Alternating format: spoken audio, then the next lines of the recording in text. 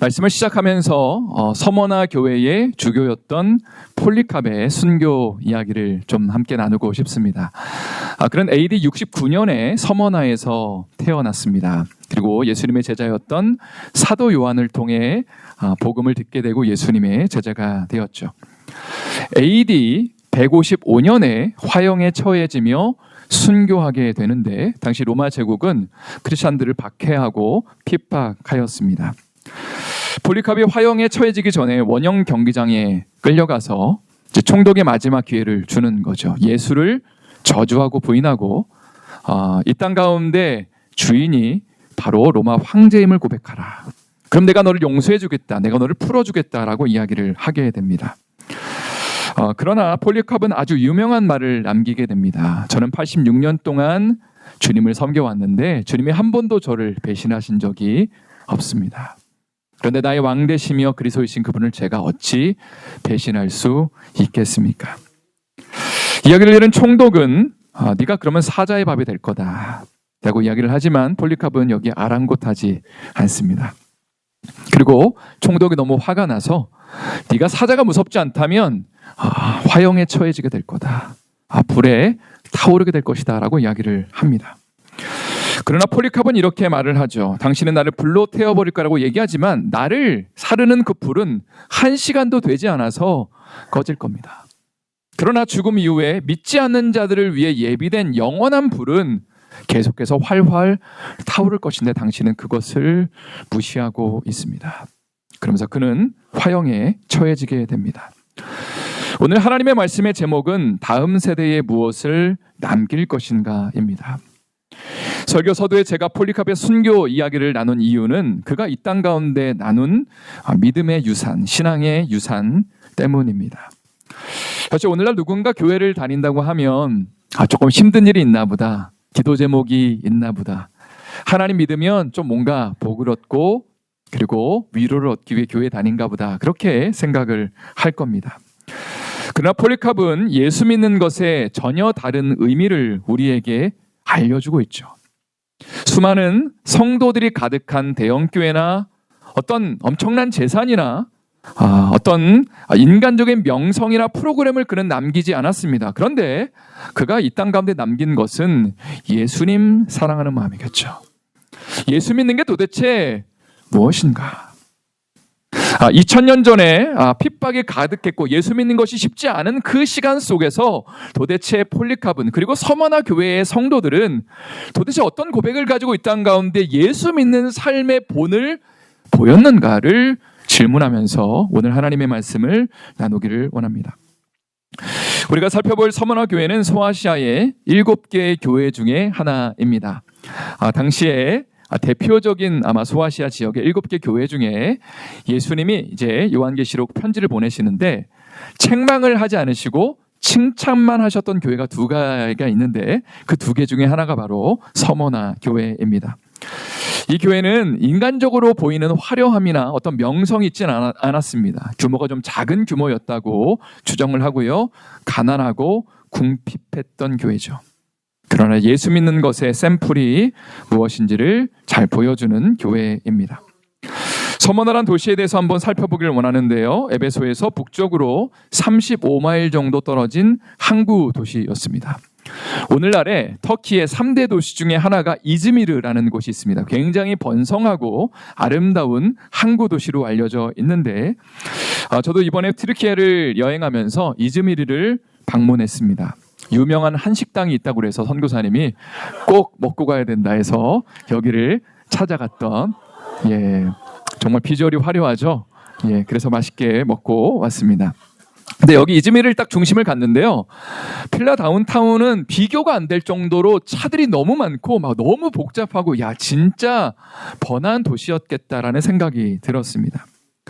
2000년 전 서머나 역시도 계획 도시였고 깨끗하고 아름다운 도시였습니다.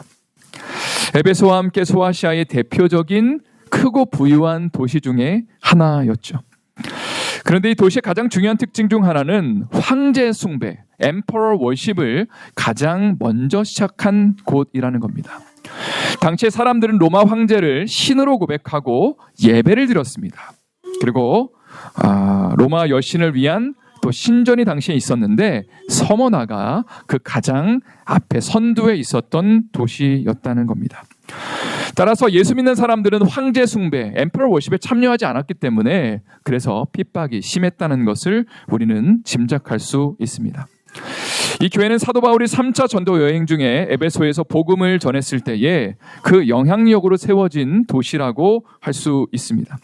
사도행전 19장 10절 말씀을 한번 읽어보도록 하겠습니다. 사도행전 19장 10절 말씀 한번 힘차게 읽겠습니다. 2해 동안 이같이 하니 아시아에 사는 자는 유대인이나 헬라인이나 다 주의 말씀을 듣더라. 바울은 에베소에 머물면서 두란노 소원에서 제자들을 양성하게 되는데 2년 후에 어떤 일이 일어나냐면 아시아에 살고 있는 모든 사람들, 헬라인이나 유대인들이 다 주의 말씀을 들었다. 그러니까 아시아라는 그 지역 자체가 그냥 에베소만 포함되어 있는 것이 아니라 일대의 굉장히 넓은 지역 중에 그 하나가 바로 서머나였고, 서머나에도 사도 바울의 영향력으로 인해서 복음이 증거되고 교회가 세워지는 것을 보게 됩니다. 이제 이러한 배경을 가지고 오늘 말씀 요한계시록 2장 8절 본문을 또 우리 한번 읽어보도록 하겠습니다. 8절 읽겠습니다. 시작.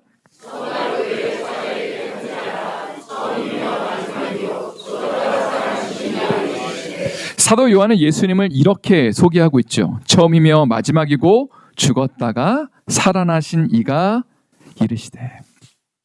이 부분을 헬라어 원문으로 보면 좀 감동적입니다. 사도 요한은 예수님이 이렇게 말씀하셨습니다라고 말하는 것이 아니라 그 대신에 이렇게 얘기하는 거예요. 처음이며 마지막이신 분이 말씀하셨습니다. 죽었다가 살아나신 분이 당신들에게 이런 메시지를 전하라고 하셨습니다. 아마 이러한 예수님에 대한 소개는 당시 교인들에게 큰 도전과 격려가 되었을 겁니다. 왜냐하면 예수 믿는 게 당신 너무 힘들었거든요.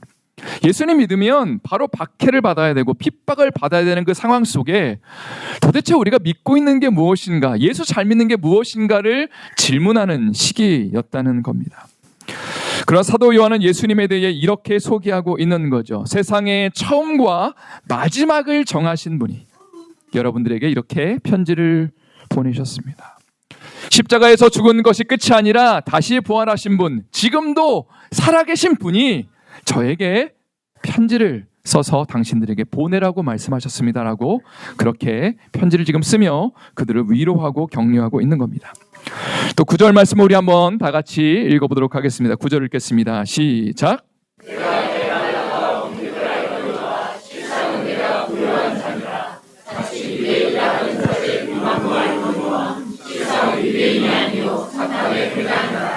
예수님은 지금 서머나 교회 성도들이 당하고 있는 환난과 궁핍을 알고 있다라고 이야기를 하십니다. 환난이라는 것은 tribulation, 예수 믿는 것으로 인해 겪는 고난과 핍박들입니다. 궁핍은 가난한 상태를 가리키죠. 그런데 여기서 사용된 헬라어 단어가 여분의 것이 없는 상태를 의미하는 것이 아니라 아무것도 없는 상태. 그래서 구걸을 해야만 살 수 있는 그 상태의 궁핍이 지금 바로 서머나 교회 성도들이 당하고 있는 어려움이었습니다. 앞에서 이야기한 것처럼 서머나는 로마 황제 숭배를 처음 시작한 곳이었죠. 그래서 로마 황제를 섬기지 않으면 여러 가지 불이익에 처하게 되었는데 그중 하나가 직업을 갖는 것이 어려웠다는 겁니다. 당시에는 일하는 사람들끼리 조합 같은 거, 길드라고 부르는데 이런 것들이 형성이 되어 있었는데 황제 숭배를 하지 않으면, 우상 숭배를 하지 않으면 이 길드에 끼워주지를 않았다고 합니다. 그러니까 크리스찬들은 황제 숭배에 동참하지 않았기 때문에 극심한 생활고와 어려움에 시달리게 되었다는 거죠. 그런데 주님은 이렇게 말씀하시는 겁니다. 나는 내 환난과 궁핍을 안다. 그리고 중요한 것이 실상은 내가 부요한 자다라고 이야기를 하고 있습니다. 인간적인 관점에서 본다면 좀 이해가 안 되는 표현이 아닐까 생각합니다. 가난하고 힘들어 죽겠는데 부자라고 이야기를 하고 있죠. 삶의 여러 가지 문제로 인해 고통받고 사방이 막혀 있는 것 같은데 부자라고, 괜찮다고. 지금의 어려움을 어떻게 극복해야 될지를 알지 못하는 사방에 꽉 막힌 한숨 쉬는 상황인데 너희 실상은 부요하다라고 주님이 그렇게 이야기를 하고 계신 거죠. 아마 이 편지를 받은 서머나교회 성도들은 이게 도대체 무슨 의미지라고 고개를 갸우뚱했을 겁니다. 예수님은 산상수훈에서도 비슷한 류의 말씀을 하신 적이 있습니다. 마태복음 5장 3절과 4절 또 6절의 말씀을 한번 힘차게 저희 읽어보도록 하겠습니다. 시작. 심령이 가난한 자는 복이 있나니 천국이 그들의 것이며 애통한 자는 복이 있나니 그들이 위로를 받을 것이며 그의 죄고 오만한 자는 복이 있나니 그들이 은혜를 것이며. 예, 이 말씀을 오늘은 헬라어 얘기를 참 많이 하네요. 공교롭게. 헬라어를 보면 영어도 마찬가지지만 복이 있다, blessed 이 말이 제일 먼저 나오는 것을 보게 됩니다. 아마 예수님이 산상수훈에서 수많은 사람들을 지금 모아놓고 복이 있다 얘기하실 때의 사람들은 누가 복이 있지? 돈 많은 사람들? 높은 사람들? 좋은 집에 사는 사람들이 복이 있는 거 아닌가라는 그런 생각을 했을 겁니다. 근데 예수님이 이렇게 말씀하시는 거죠. 복이 있다. 심령이 가난한 사람들이. 또 복이 있다. 애통하는 사람들이. 그리고 복이 있다. 의에 줄이고 목마른 사람들이. 사실 우리의 상식으로는 가난한 게 복이 될 수 없습니다. 무엇인가 부족하고 결핍이 있어서 애통하고 아파하고 있는데 어떻게 그것이 복이 될 수 있겠습니까? 그러나 복음이라는 것은 이러한 사람들에게 복이 있다고 선언하는 것이 복음입니다. 다시 한번요. 이런 사람들에게 복이 있다고 선언하는 것이 바로 굿뉴스, 예수 그리스도의 복음이라는 겁니다. 왜냐하면 이런 사람들을 위해 하나님의 아들 예수님이 이 땅 가운데 오셨기 때문이죠. 제가 좋아하는 찬양 중 하나가 Give Thanks라는 찬양입니다. 거룩하신 하나님으로 번역되어 있는데 저는 후렴 부분이 참 와닿습니다. 영어 가사가 이렇게 되어 있죠. And now let the weak say I am strong. 약한 자는 나는 강하다라고 말하게 해라. Let the poor say I am rich. 가난한 자는 나는 부자다라고 말하게 해라. Because of what the Lord has done for us. 주님이 우리를 위해 하신 일 때문에. 가난한데 부자라고 말하는 것은 역설 중에 역설이죠. 그러나 이것이 가능한 이유는 예수님이 우리를 위해 하신 일 때문에 그렇습니다. 하늘 보좌를 버리고 이 땅 가운데 오셔서 십자가를 지시고 자신의 풍요함과 생명을 나눠주시는 거죠. 예수 믿는 자들에게 영적인 생명이 임하고 풍성함이 임하고 하나님 나라 소망이 그래서 임할 수 있는 것입니다. 이것은 허공에 대고 우리가 믿고 싶은 것을 믿는 것이 절대로 아닙니다. 하나님의 아들이신 그분이 실제로 하늘 보좌를 버리시고 자신이 누리고 있는 모든 영적인 풍요함과 풍성함을 이 땅 가운데 오셔서 십자가를 지시며 마음껏 나눠주신 거죠. 나를 믿는 자는, 나를 붙잡는 자는 이 풍요함에 참여하게 될 거다. 내가 마음껏 십자가에서 나의 연약함, 너의 연약함을 나의 연약함으로 만들고 내가 피를 너희를 위해 쏟으며 살을 찢으며 내가 너에게 이 풍성함을 나눠준다고 말씀하셨기 때문에 예수 믿는 자들에게 이런 은혜와 충만함이 임하게 되는 것이죠.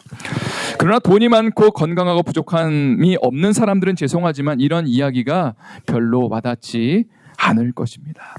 왜냐하면 모든 것을 다 가졌기 때문에 부족함이 없는 것처럼 보이기 때문에 예수님을 붙잡을 이유가 없는 것이죠. 그러나 사실 이러한 사람들은 세상에 복이 있는 것처럼 보이지만 실상은 영적으로 가난하고 공허한 삶을 살고 있는 것입니다. 오늘 본문의 말씀 9절 말씀을 다시 한번 저희 읽어보도록 하겠습니다. 9절 말씀 다시 읽겠습니다. 시작.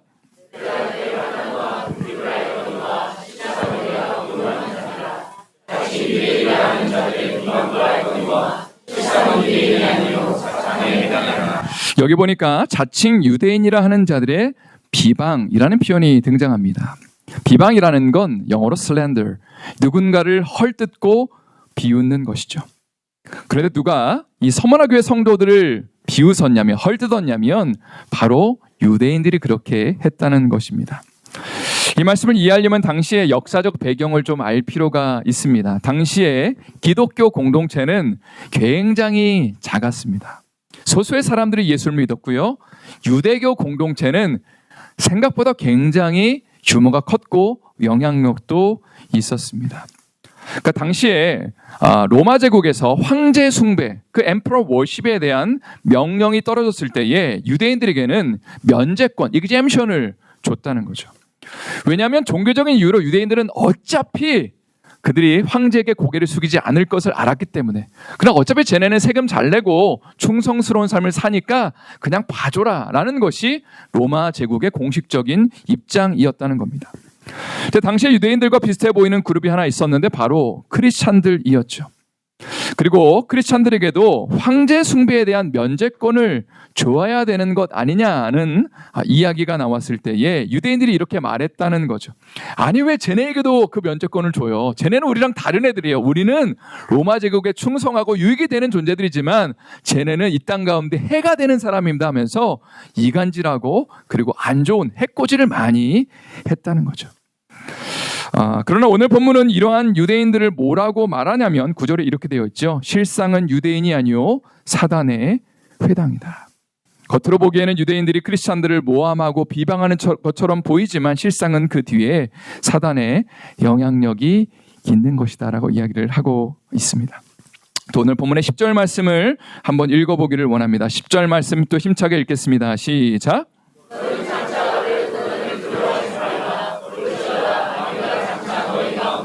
몇 사람을 옥에 던져 시험을 받게 하리니 너가 10일 동안 환난을 받으리라. 내가 죽도록 충성하라. 그러면 내가 생명의 관을 내게 주리라. 여기 보니까 이런 표현이 등장합니다. 마귀라는 단어, 바로 세이튼, 사단과 동의어인데 조만간 너희 중에 몇 사람을 옥에 던져 시험을 받게 할 거다. 예수 믿는 자들이 핍박받고 감옥에 가고 죽임을 당하게 될 거다. 지금 너무 먹고 살기도 힘들고 배고프고 궁핍한데 핍박이 더 심해질 거라고. 어떤 사람들은 심지어 감옥에 갇힐 거고 죽을 거다라고 주님이 말씀하시는 거죠. 근데 10절 맨 처음에 이렇게 되어 있습니다. 너는 장차 받을 고난을 두려워하지 말아라. 제가 이 말씀을 묵상하면서 주님은 서머나 교회 성도들을 향해서 이렇게 이야기하지 않으셨다는 게 참 와닿습니다. 내가 고난 없애줄 테니까 두려워하지 말아라. 이렇게 얘기 안 하셨죠. 내가 기도 제목 응답해 줄 테니까 두려워하지 말아라. 말씀하지 않으셨습니다. 너의 삶에 성공이 보장되니까 두려워하지 말아라. 말씀하지 않으셨죠. 오히려 장차 고난이 임할 거고 몇몇 사람들이 옥에 갇힐 거고 죽게 될 건데 두려워하지 말아라 라고 이야기를 하시는 거죠. 여러분 이것이 어떻게 가능했을까요? 두 가지 때문에 그렇습니다. 10절 말씀에 보니까 이런 중요한 약속을 하시죠. 너희가 10일 동안 환난을 받으리라. 내가 죽도록 충성하라. 그리하면 내가 생명의 관을 내게 주리라. 예수님은 서머나 교회 성도들에게 환난이 임할 것을 말씀하셨지만 그 기간이 10일 동안의 환난이라고 말씀하시는 거죠. 어느 제한된 기간 동안 어려움과 아픔과 고난이 있을 거야. 그러나 영원히 지속되지는 않을 거야. 그러니까 너희가 나를 붙잡고 나를 믿을 수 있어라고 위로하시는 거죠. 우리의 삶에 있는 아픔과 어려움들, 눈물 짓는 삶이 영원히 지속되지 않을 거야. 10일의 기간을 잘 버티면 되라고 주님이 말씀하신다는 겁니다. 그리고 주님은 우리가 두려워하지 않아야 될 이유에 대해서 이렇게 말씀하십니다. 너희가 죽도록 충성하면 생명의 관을 내게 주겠다. 여기서 이야기하는 생명의 관은요, 왕관이 아니라고 합니다. 크라운을 약속하시는 것이 아니라 고대 시대의 운동 경기에서 승리를 한 선수에게 주어지는 월계수 관을 의미합니다. 그러니까 주님은 우리가 이 땅 가운데 살아가는 하루하루의 삶을 운동 경기에 비유하고 계신 거죠. 때로는 장거리 달리기를 하면서 지치고 힘들어 그만하고 싶을 때가 왜 없겠습니까? 포기하고 낙담하고 그만 주저앉고 싶은 것이 이 땅에 살아가는 우리의 삶이고 2000년 전 서머나 교회 성도들의 삶이었다는 거죠. 예수 믿는데 감사하고 기쁜 일이 발생해야 되는데 답답하고 힘든 일들, 어려운 일들, 주님이 응답하시지 않는 것 같은 그런 그 아픔들이 계속 발생한다면 거기에서 왜 우리가 가슴을 치며 도대체 예수 믿는 게 뭔지를 질문하지 않을 수 있겠습니까? 그러나 주님은 이렇게 말씀하시는 거죠. 너희의 환난과 어려움이 지속될 거다. 그러나 영원히 되는 것이 아니라 10일 동안 지속될 거고 죽음 이후에 너희가 나에게 죽도록 충성하면 생명의 관이 주어질 거다. 우리의 삶을 향해서 믿음의 경주를 절대 포기하지 말아라. 너희가 나를 붙잡고 승리하라라고 우리에게 도전하셨다는 겁니다. 성도 여러분, 신앙생활의 핵심은 예수님께 죽도록 충성하는 것입니다. 근데 많은 사람들이 주님이 아닌 다른 것에 충성하는 것을 보게 됩니다. 어떤 사람들은 교회 일이나 봉사에 죽도록 충성합니다. 어떤 사람들은 특정 목회자나 리더십을 향해 죽도록 충성합니다. 우리가 남이가 하면서 나는 누구 라인이다라고 이야기를 하는 것을 좋아하죠. 어떤 사람들은 전통과 형식에, 또 어떤 사람들은 교회의 성공과 성장에 충성합니다. 그럼 오늘 본문은 우리에게 도전하고 있죠. 또 서머나 교회 성도들 향해 도전하고 있죠. 너희는 나에게 죽도록 충성하라. 나를 바라봐라. 지금 누구를 바라보고 있는지를 한번 돌아보며 나를 쳐다봐라. 예수님을 바라보라라고 우리에게 도전하는 것이죠. 히브리서 12장 2절 3절 말씀, 우리에게 또 도전이 되는 말씀인데요. 한번 다 같이 읽어보도록 하겠습니다. 시작.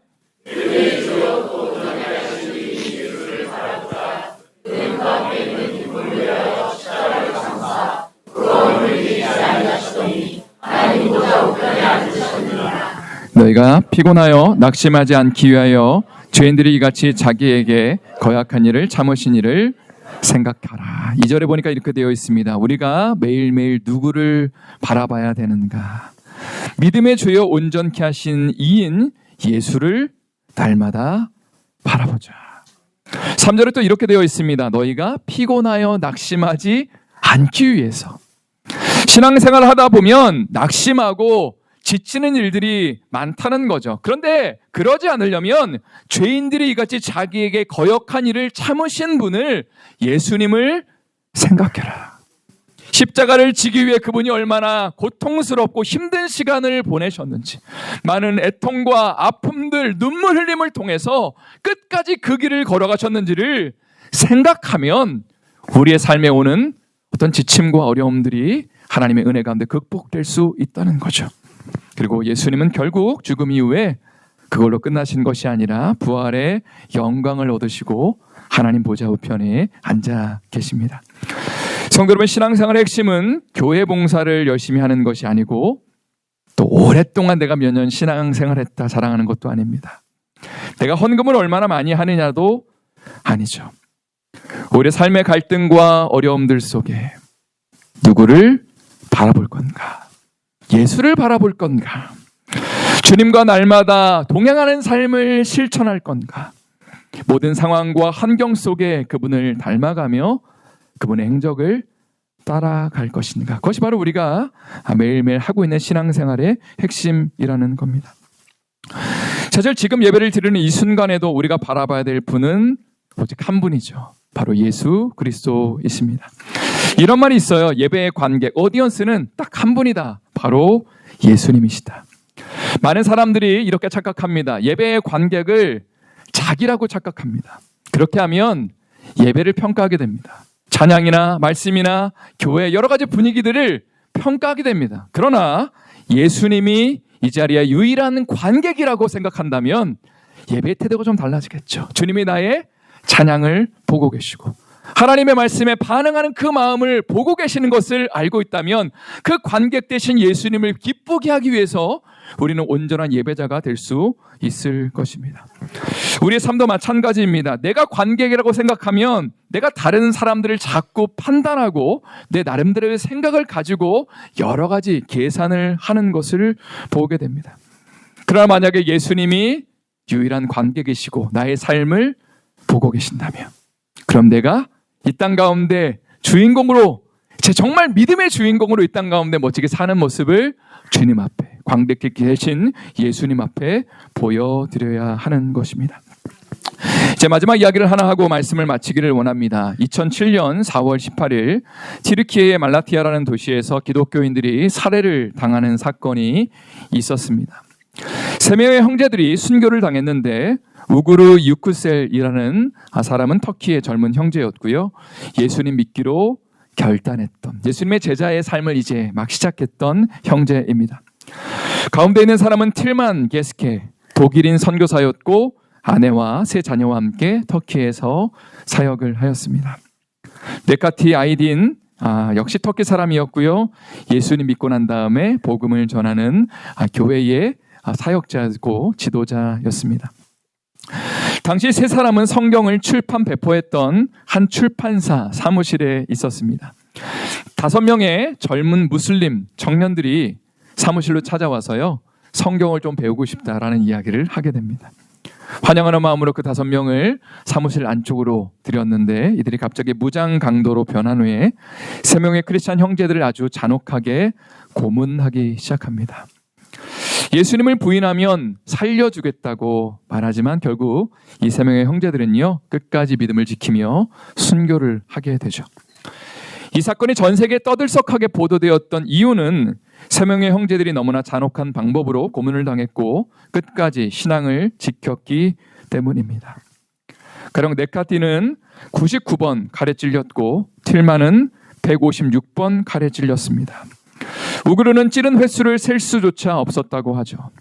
살아있는 상태에서 형제들의, 이게 좀 너무 잔인한 얘기지만 그 창자를 꺼내서 조각을 내고 손가락을 하나씩 잘라내고 코와 입에 칼집을 내서 벌렸다고 합니다. 그런데 마지막까지 형제들은 예수님을 부인하지 않고 신앙을 지켰죠.